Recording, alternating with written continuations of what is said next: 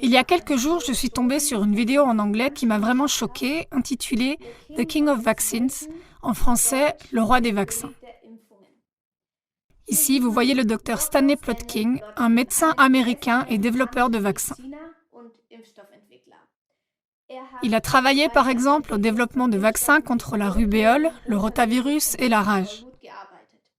Dans cette vidéo, le docteur Plotkin répond sous serment à la question des bébés avortés pour la fabrication de vaccins. Parce qu'il faut savoir qu'on a besoin de cellules vivantes pour fabriquer certains vaccins. Il peut s'agir de cellules de poulet, de singes ou même d'humains. Je pense qu'il est préférable que je le laisse parler lui-même. Regardons ça ensemble. Concernant votre travail sur les vaccins, combien de fœtus ont été utilisés pour cela? Mon propre travail? 2. Je vais vous dire ce qui est marqué comme preuve numéro 41.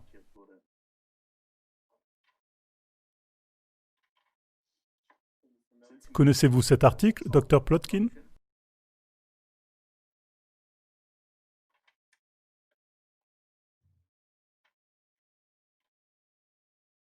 Oui. Êtes-vous cité comme l'auteur de cet article? Oui. Cette étude a été menée à l'Institut Vista, n'est-ce pas? Oui. Vous étiez à l'Institut Vista, n'est-ce pas? Oui. Combien de fœtus ont été utilisés dans l'étude décrite dans l'article? Un grand nombre. Cette étude parle de 74 fœtus, n'est-ce pas? Je ne me souviens pas combien exactement. Passez à la page 12 de l'étude.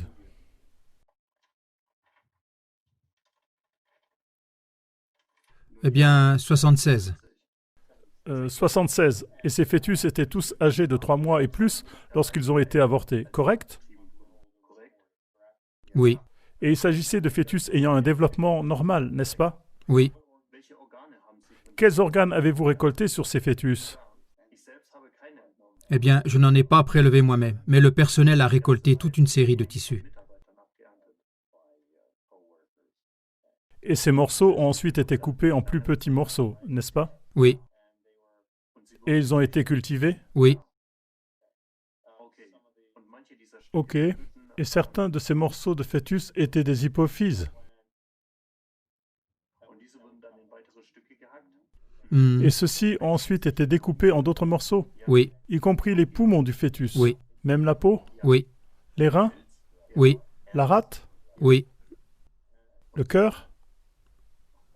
Et la langue? Je ne me souviens pas exactement, mais probablement que oui. Je veux m'assurer que je comprends bien. Ce n'est qu'une étude. Dans toute votre carrière, permettez-moi de vous poser à nouveau cette question. Avec combien de fœtus avez-vous travaillé pendant toute votre carrière? Eh bien, je ne me souviens pas du nombre exact, mais je me souviens que c'était un grand nombre. Quand nous avons commencé à les étudier, avant même de décider de les utiliser pour des vaccins. Cette seule étude comprend 76 fœtus. Combien d'autres études avez-vous faites pour lesquelles vous avez utilisé tout un panel de fœtus et... Oh, je ne me souviens plus combien. Savez-vous que l'une des objections à la vaccination du plaignant dans cette affaire est l'utilisation du tissu fœtal avorté dans le développement des vaccins et le fait qu'un des composants est bien réellement votre produit?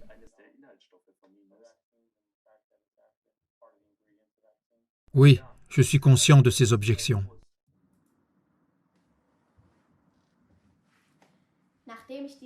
Après avoir vu ce film, il m'a vraiment fallu un certain temps pour digérer ce contenu. J'aurais pu pleurer. L'idée que des petits êtres humains soient mis en pièces et utilisés pour fabriquer certains vaccins, c'est tout simplement horrible à mon avis.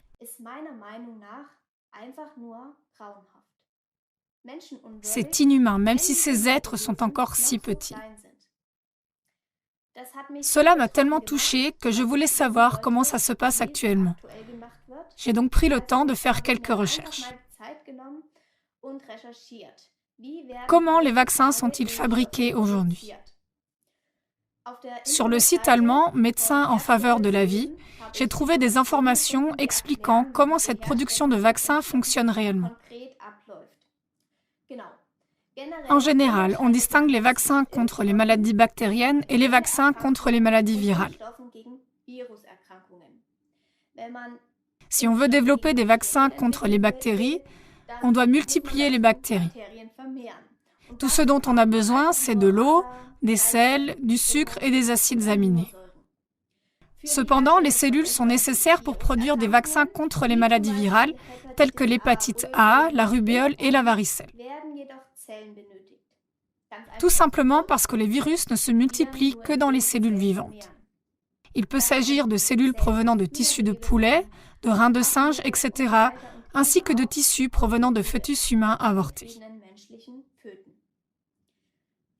Les vaccins actifs contre les 3 maladies infectieuses virales que je viens de mentionner sont, et je cite le docteur Elisabeth Leutner de Médecins en faveur de la vie, toujours produits en Allemagne et dans toute l'Europe exclusivement à l'aide de lignées de cellules fœtales humaines. Et maintenant pire encore.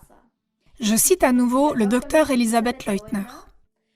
Comme les cellules fœtales ne survivent pas longtemps sans action immédiate, les scientifiques et les avorteurs doivent travailler ensemble pour obtenir le tissu convoité.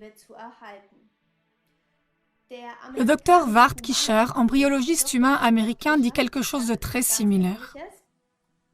Pour obtenir 95% des cellules, il faut préparer le tissu vivant en 5 minutes.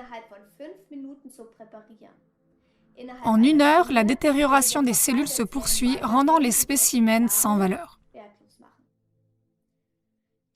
Les avorteurs et les, je vais les appeler comme ça maintenant, extracteurs d'organes, travaillent main dans la main, pour ainsi dire, parce que ça doit être fait rapidement, sinon les organes ne sont plus utilisables. Est-ce que j'ai bien compris? Cela signifie-t-il que les bébés sont encore en vie lorsque les organes sont prélevés? Tout ça est plutôt pervers, non? Et maintenant, nous passons à l'étape suivante. Je me suis demandé ce qu'un tel avortement fait au bébé concerné. Penses-tu qu'il ne remarque rien de tout cela? Je suis tombée sur une vidéo adaptée au cours de mes recherches. Le cri silencieux du docteur Bernard Nathanson. En utilisant des images échographiques pendant un avortement, le docteur Nathanson, gynécologue, montre dans ce film ce que signifie l'avortement pour le bébé.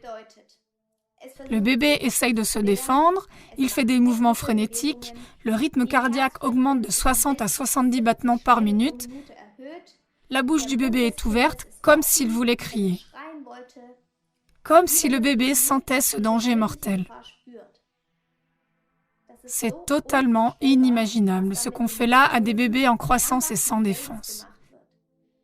Je ne sais pas quoi dire. Jetons un coup d'œil à un petit extrait de la bande-annonce de ce film. Vous pourrez alors certainement comprendre ce que je ressens.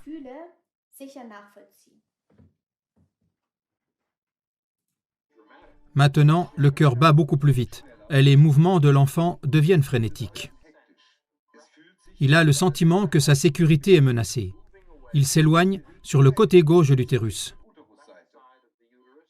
Dans une tentative désespérée d'échapper aux instruments impitoyables que l'avorteur utilise pour détruire sa vie.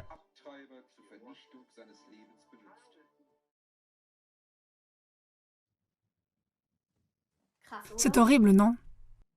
J'avais à cœur d'inclure brièvement cet aspect aussi.